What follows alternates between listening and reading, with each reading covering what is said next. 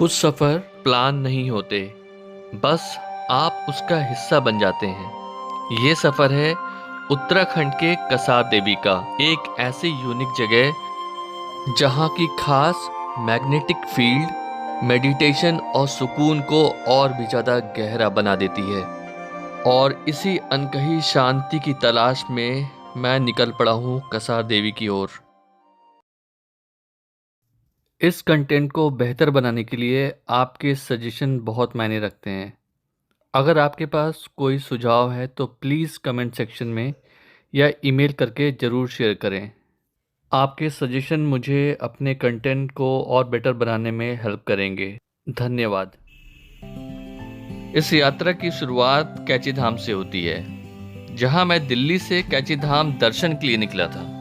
दर्शन कर लेने के बाद मन में एक सवाल था, अब सीधे घर वापस जाऊं या एक दिन और रुक जाऊं पहाड़ों के बीच शांति और सुकून की तलाश में। अभी मन में ये सब चल ही रहा था, तभी मुझे अल्मोड़ा की एक बस दिखाई दी जिसमें कुछ सीटें भी खाली थीं। मैं जल्दी से बस की ओर दौड़ा और अपनी एक सीट ले ली। बस में बैठने के बाद ऐसा लगा जैसे ये सफ़र को मैंने नहीं चुना है, बल्कि इस सफ़र ने मुझे चुन लिया है और शांति की तलाश में मुझे ले जा रहा है कसार देवी की ओर। कसार देवी सफ़र की शुरुआत काठगोदाम से होती है, जहां से हम भवाली की ओर आगे बढ़ते हैं और वही रास्ता कैची धाम होते हुए कसार देवी के सबसे नज़दीकी बड़े शहर अल्मोड़ा और आखिरकार कसार देवी की ओर पहुंचता है। अल्मोड़ा से कसार देवी का सफ़र मात्र 8 से 10 किलोमीटर का ही है और यहाँ से काफ़ी सारे पब्लिक ट्रांसपोर्ट के ऑप्शन भी मिल जाते हैं। जैसे ही अल्मोड़ा पीछे की ओर छूटता गया, नज़ारे बदलने लगे। ऐसा लग रहा था जैसे कसार देवी की शांति मुझे अपनी ओर खींची जा रही है।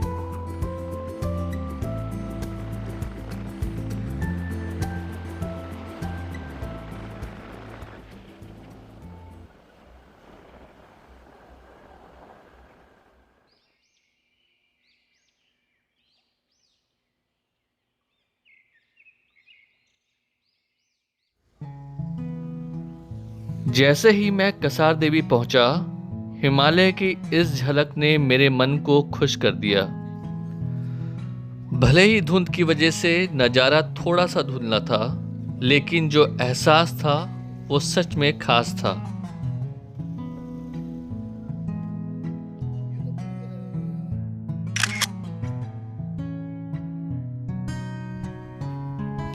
तकरीबन दोपहर के 1:30 बजे के आसपास मैं अपने होम स्टे द बुरांस इन पहुंचा। ये होम स्टे मुझे हर बार घर जैसा कंफर्ट महसूस कराता है। वैसे कसार देवी में स्टे के लिए बजट से लेकर के प्रीमियम तक काफ़ी सारे ऑप्शन मिल जाते हैं।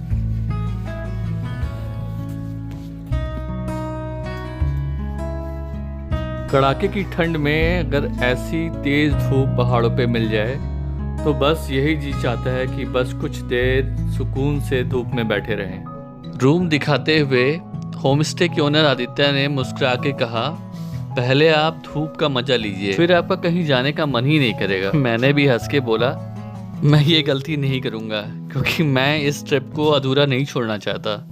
खैर, अब शाम करीब आ रही थी, मैंने सोचा थोड़ा घूमने निकलूं। कसार देवी से बिनसर की ओर बढ़ते हुए कुछ ऐसे चीड़ के जंगलों के पैचेस आते हैं। 2023 की बात है, जब मैं मुसियारी से लौटते हुए कसार देवी की ओर आगे बढ़ रहा था। ठीक इसी जगह रोड के बिल्कुल किनारे मैंने एक लेपर्ड देखा था। आज भी वो यादें मेरे जहन में बिल्कुल ताज़ा हैं।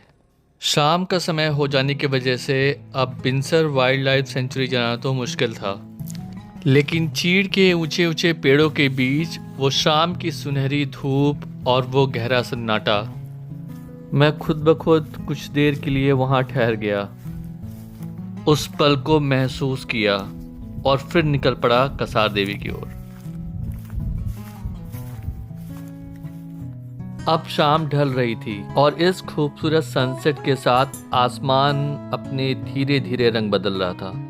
मुझे कल सुबह का बेसब्री से इंतजार था ताकि सुबह की ताजगी के साथ मैं कसार देवी मंदिर की शांति का अनुभव कर सकूं। डिनर के लिए कसार देवी के एक मशहूर रेस्टोरेंट द कसार किचन आ गया।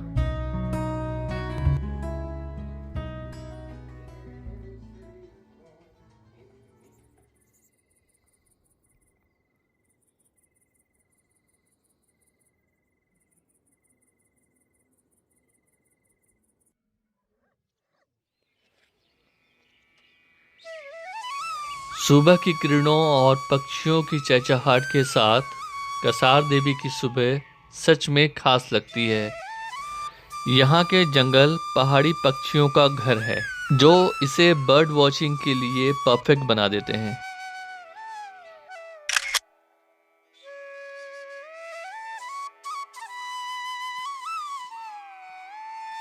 इस सफर की असली तलाश कसार देवी के प्रसिद्ध मंदिर की ओर है और मैं निकल पड़ा उसी तरफ।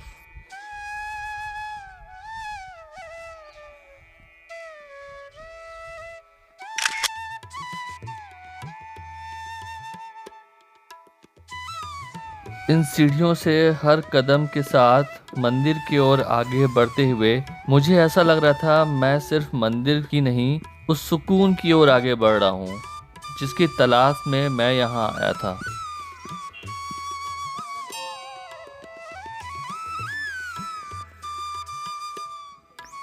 कसार देवी मंदिर उत्तराखंड के अल्मोड़ा के पास एक पहाड़ी पे स्थित प्राचीन मंदिर है, जो कि देवी कसार देवी यानी माँ दुर्गा को समर्पित है। इसका ऐतिहासिक महत्व है क्योंकि स्वामी विवेकानंद जैसे कई आध्यात्मिक गुरु यहाँ आए। उन्होंने इस स्थान पे आध्यात्मिक ऊर्जा का अनुभव किया और यहाँ से हिमालय के खूबसूरत नज़ारे दिखते हैं, जो कि इसे ध्यान और शांति के लिए एक परफेक्ट जगह बनाते हैं। ये मंदिर लगभग 2100 मीटर की ऊंचाई पर स्थित है।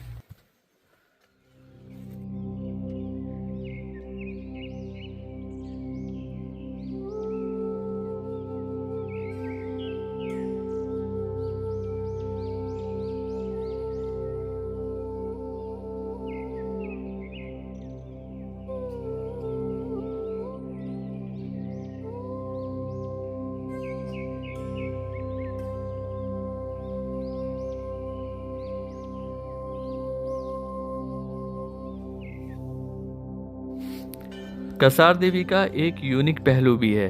इसे दुनिया के उन चुनिंदा प्लेसेस में गिना जाता है जहां अर्थ की स्ट्रॉन्ग मैग्नेटिक फील्ड पाई जाती है। कहा जाता है कि नासा के साइंटिस्ट ने भी इस एरिया में यूनिक जियोमैग्नेटिक एनर्जी को नोटिस किया और शायद इसी पावरफुल एनर्जी की वजह से लोग यहाँ ध्यान और योग के जरिए एक सुकून को महसूस करते हैं। मैं यही कहूँगा, अगर आप भी इस यूनिक शांति और ऊर्जा को महसूस करना चाहते हैं तो एक बार यहाँ पे आके जरूर से देखिए। ये सच में एक अलग, एक अनोखा एक्सपीरियंस है।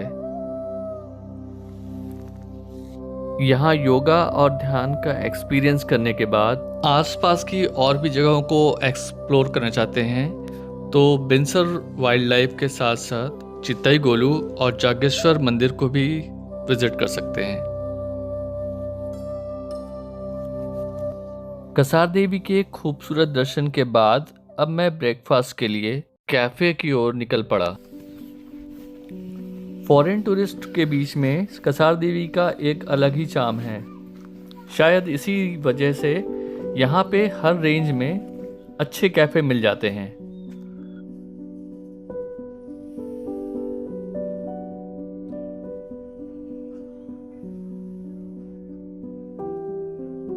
ये मेरा एक फेवरेट कैफ़े है, अलीथो, क्योंकि यहाँ से एक ब्यूटीफुल व्यू मिलता है और ओवरऑल इसका लुक मुझे काफ़ी अट्रैक्ट करता है। अच्छे खाने के साथ साथ अगर अच्छे नज़ारे भी मिल जाएं तो और क्या ही चाहिए। खैर, मैंने अपने लिए ब्रेकफास्ट में लेमन टी और कुछ टोस्ट मंगवाए और ब्रेकफास्ट के बाद मैंने कसार देवी को फाइनली अलविदा कहा। कुछ अनुभव शब्दों में नहीं उतरते। कसार देवी भी कुछ ऐसी ही जगह है, शायद इसी वजह से कसार देवी के लिए मेरे दिल में एक खास जगह है। ये सफ़र छोटा था, लेकिन कसार देवी की शांति और खूबसूरती ने इसे एक बार फिर से यादगार बना दिया।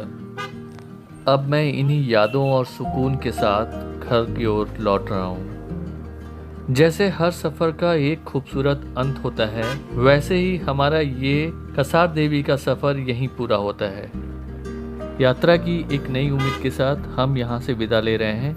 मिलते हैं एक नए सफ़र में एक नए मंजर के साथ। Thank you for watching our video and stay connected with nature, and please share your feedback in the comment section below. Thank you. Hope you like the video. Bye bye.